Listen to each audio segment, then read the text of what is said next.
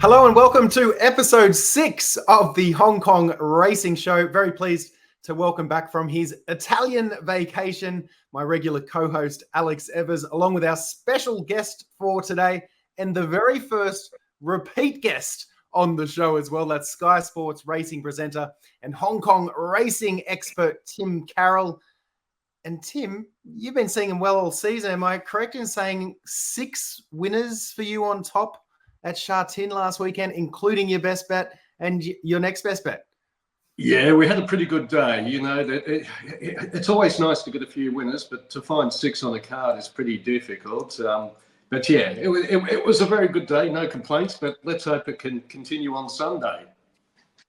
Yeah, absolutely. Looking forward to getting your thoughts on a couple of the key races coming up a little bit later. And Alex, I usually ask you for your highlight of the past week from a Hong Kong racing perspective, but here's your chance to make us a little bit jealous. What was your highlight from the past week in Italy?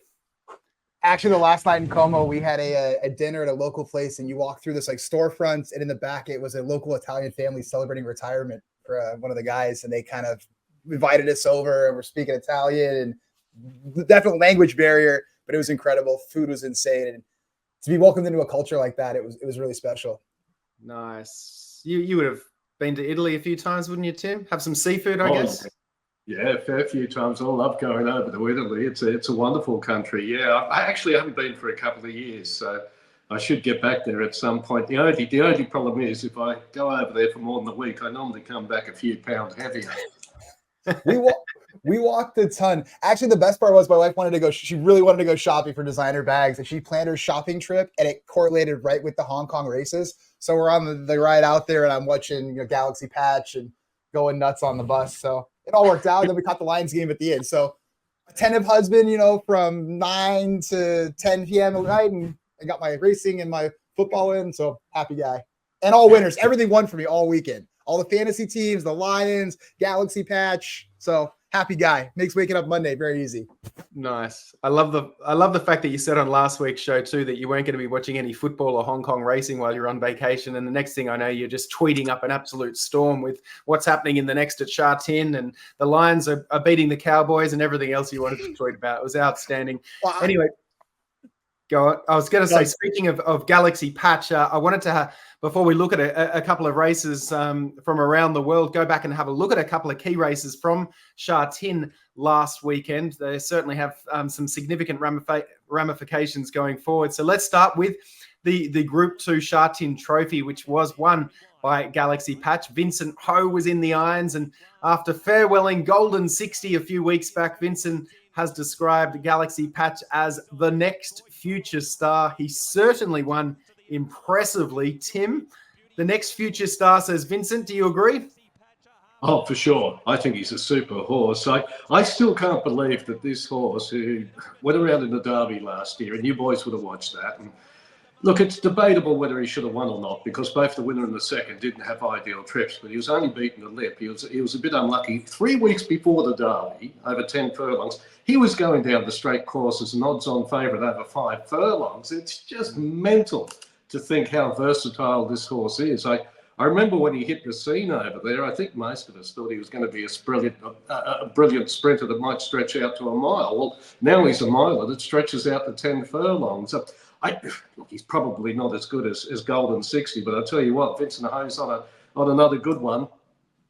He's got a good one. My understanding was he wasn't near 100% for that race. So if he's not 100%, he has so much room to improve going forward off that. And if you watch that race, like with Voyage Bubble kind of getting hung out with that draw, and he was punching against the breeze there, Vincent just got the dream run. It's like he had to be salivating seeing that horse sitting there, because he was able to range up at the outside at the 600. It carried him to the 400. That horse barely had to run up to the 4, and then he easy the last 320. So that's the most exciting horse for me that I'm looking forward to in Hong Kong. That's my replacement for Golden 60. And it looks like that has also helped Vincent get back into form, because he had a 3-bagger at Happy Valley the next night. And it looks like Francis's horses are starting to kind of come into form. They look like they needed a run. So I would expect him and Francis actually have a pretty big weekend coming up as well.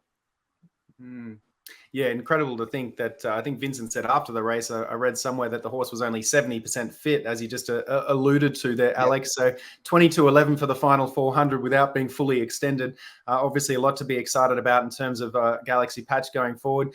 Voyage Bubble covered some ground, was pretty gallant in defeat. Chen Chen Glory was solid, holding on for third, I thought. And Straight Aaron, good as always, flying home for fourth. It was always going to be a little bit short for him. Was there anyone outside of second, third, and fourth, gentlemen, that you thought's worth keeping an eye on in that race?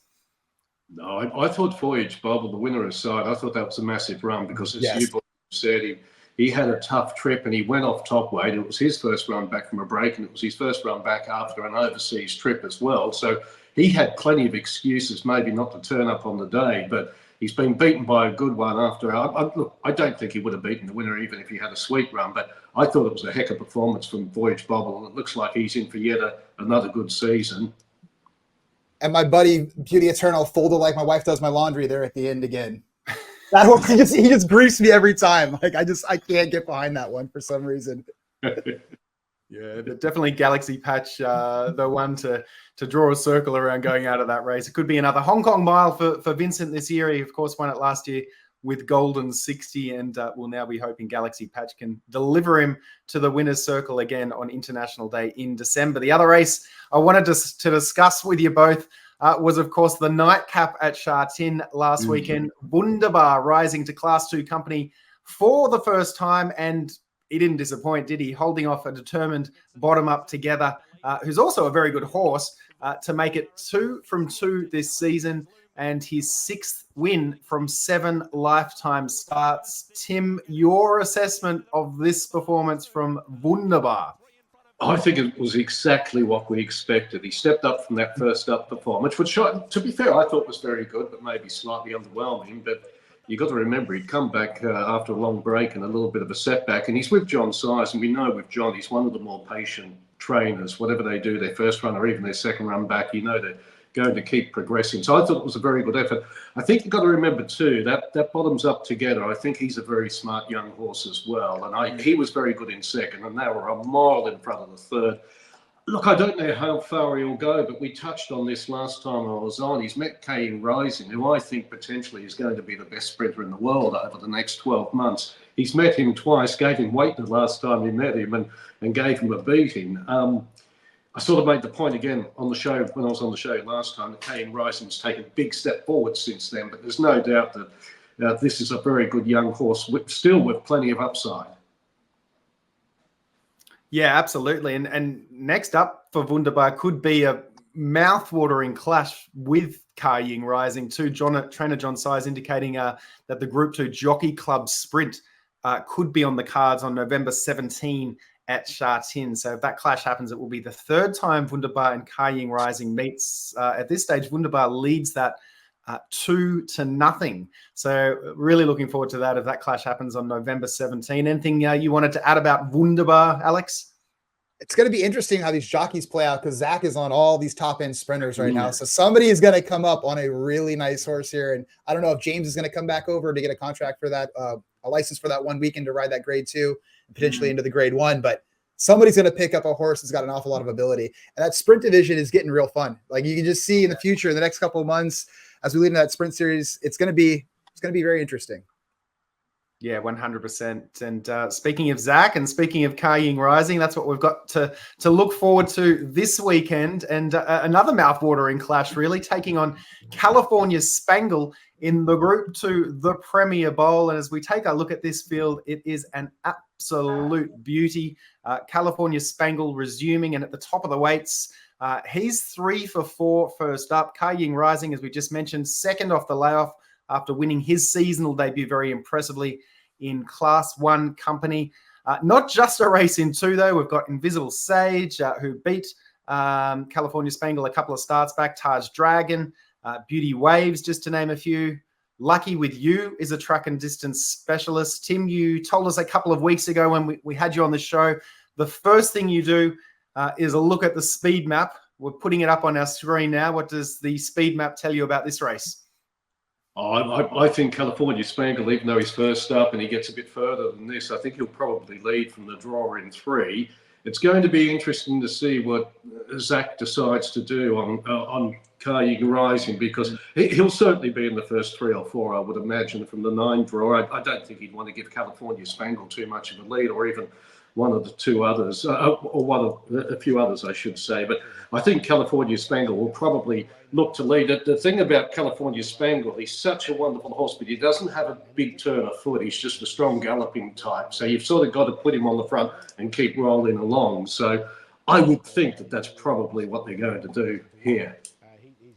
And which way are you leaning, Tim? Are you going to stick with California Spangle, or are you going to go with the horse that you've been spruiking for basically the whole year now? Look, Kaiying Rising, this will be his first time in a Group 2. He's never been the Group 1 company, and I'm telling you now, I would back him off level weights against any horse over 6 furlongs in the world. So, given that he's coming up against California Spangle, and although he goes up £8 for his last win, he still gets half a stone from the Spangle. I think Kaiying Rising, he's actually my best bet on the card. I think he'll win this, and barring bad luck, I think he'll win every sprint they send him around in this year or this season. Wow, I don't know if there's a futures bet that you can have to that regard, Tim, but that would pay very nicely. Where's California Spangle? You've got Kaiying Rising on top. Yeah, well, California Spangle won this race last year. He did carry, I think, £6 less that year, but I put him in for second because I do think the race was set up very nicely. We know he's very good. I mean, he won the Alquoz over 6 furlongs, so he's got world-class form. So I have put him in for second, and I've got him with Beauty Waves, who ran well in behind Kaiying Rising last time, but he was well held on the day. And because he subsequently come out and won by a big margin, he's actually £2 worse off here. But I have put him in for third. All right, Alex, over to you. You and I are simpatico on that. I like Kaiying Rising on top, with Spangle second, and I like Beauty Waves to be in there. Spangle's tough first up, and he's got a lot of class to him, and he'll fight. So he's one that I like. For me, Invincible Sage, he's going to need them to break the sprinklers out and soak that track if he's going to get up there. He's run his best races off wet ground. And Beauty Waves, too, is exciting. I think he's one that's kind of progressive moving up.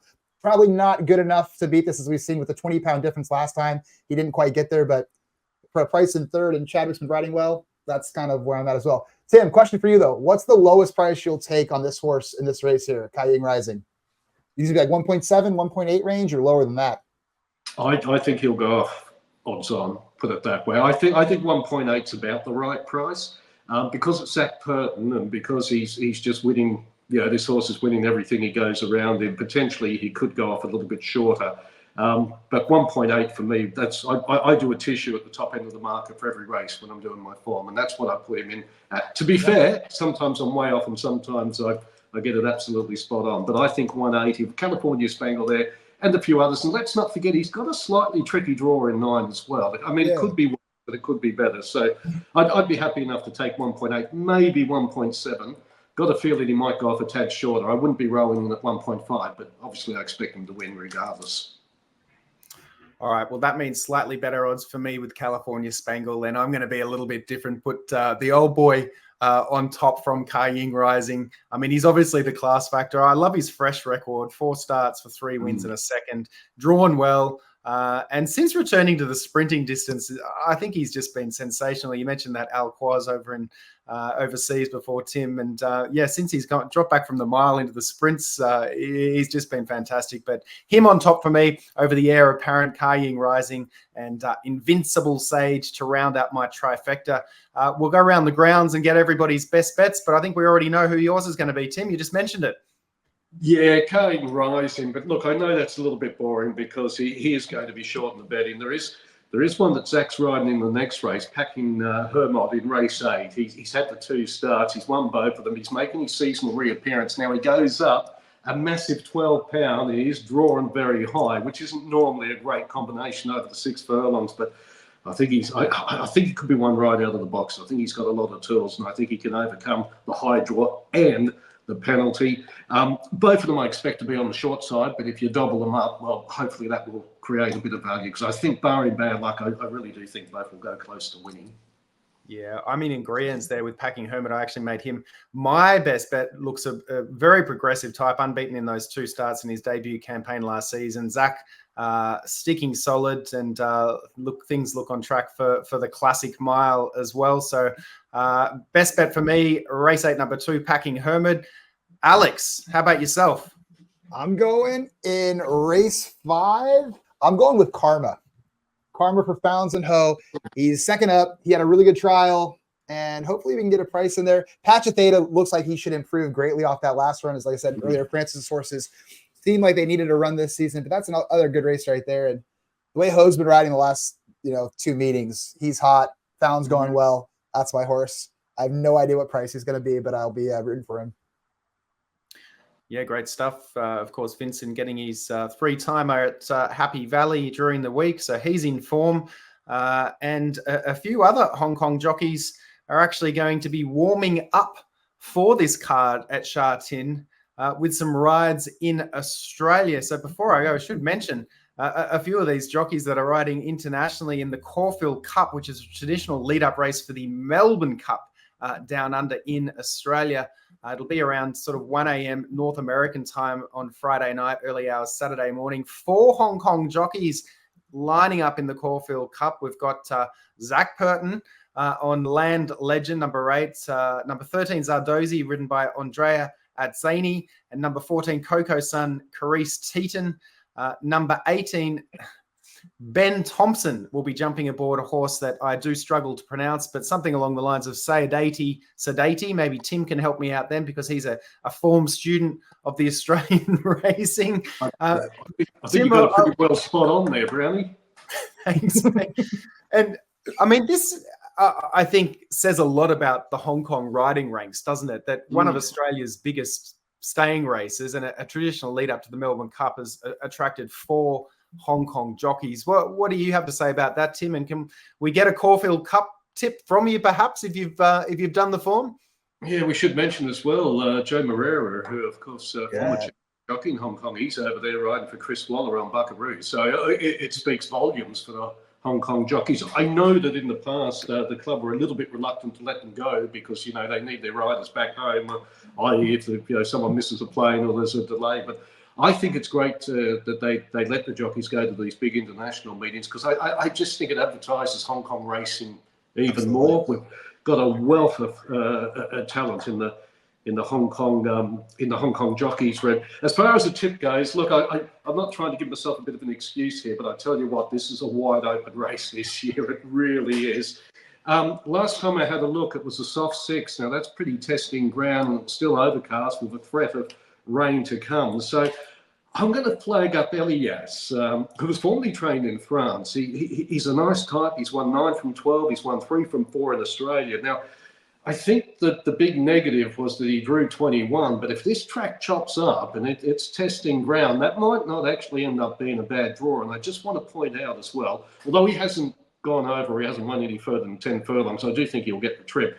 But if you have a look at his record on soft ground, 3 from 5 on heavy, 1 from 1. So he will relish the conditions tomorrow, where there might be a few there that won't. Timmy Clark jumps on for Gay Waterhouse. Yeah, I think that's a nice play, around sort of 6-1 on international markets in Australia. Of course, the Hong Kong Jockey Club betting on this race over on their simulcast, which is fantastic. They're doing a couple of races from Melbourne and also from Sydney as well. Alex, did you have a Caulfield Cup tip? I was looking at Buckaroo, but he's the favorite, and I hate playing favorites. Tim almost sold me right there on the wet track forum. All my mates in Australia were like, just find the mutters, see who can run on the off form. So Tim's done the work for me. I'm just going to jump on his horse. Tim, I added an extra couple kilograms to your amount. I'm sorry. Well, Buckaroo, by the way, he's 1 from 1 on heavy. The only thing that would worry me a little bit if it turns into a real stamina test, he's never won any further than 9 furlongs, and he actually flopped his only start over this trip. But to be fair, he's in a better place now than what he was then. And he's got the magic man, Joe Moreira, on board as well, as we mentioned before. So I think, Buckaroo for master trainer Chris Waller is going to be right in that race if he can see out the trip and handle the softish track. I think Warmonger, who was a bit of a flop last time, might be able to. He was a bit flat last time, but don't discount that. I think he can make amends en route to the Melbourne Cup as well, number 6 at double figure odds. And I didn't mention this to you before we came on, gents, but Brenton Avdullah's up north from Melbourne in Sydney, riding in the richest race on turf, the Everest, worth 20 million Australian dollars. He's aboard Storm Boy. I don't suppose anyone's done any Everest form. Tim, have you had a look at that? Yeah, I've had a look at the Everest. I think it's a Wide open. tough race to break down. I remember Red Cell winning it a couple of years on the bounce, and that was good because I actually backed him both times. I don't think I've backed the winner since. I wish I win. I think he'll run well for Luke Nolan and Peter Moody. I think at the moment too, you're talking about 550 the field on the tote, so about 9-2 the field. Look, if I was to flag one up here, maybe one at a little bit of a price. It wouldn't surprise me if I Am Me can run well from the one draw. Natural Willer Takes the Right, another former Hong Kong jockey. There's plenty of them, isn't there? But again, it's a very, very tough race this year. Probably one I'm more going to sit back and watch. Fair enough. All that action coming on Friday night, North American time, early hours of Saturday morning. You can bet on it here through your ADW and the Hong Kong Jockey Club betting it on it through their simulcast as well. Gentlemen, I want to thank you both very much for your time. Tim, I hope your hot form continues into Sha Tin on Saturday night, early hours of Sunday morning, North American time. And thanks again for coming on. You're our first repeat guest. It's an honor. It's nice to know I'm welcome back. Anytime. I enjoyed it. Any chance we get to talk about Hong Kong racing, I'm there. No, that's awesome. Thank you. And Alex, welcome back from Italy. Looking forward to seeing you in a week or so in Del Mar as we get ready for the Breeders' Cup. And we'll keep you informed with everything that's happening with Hong Kong racing on the Hong Kong Racing North America channel on X. And of course, keep following the Hong Kong Jockey Club website as well. An amazing resource for everything you need to know about Hong Kong racing. Tim will attest to that. I think he sung his praises on the last time that we had him on the show. So that's hkjc.com. And we'll see you next time on the Hong Kong Racing Show.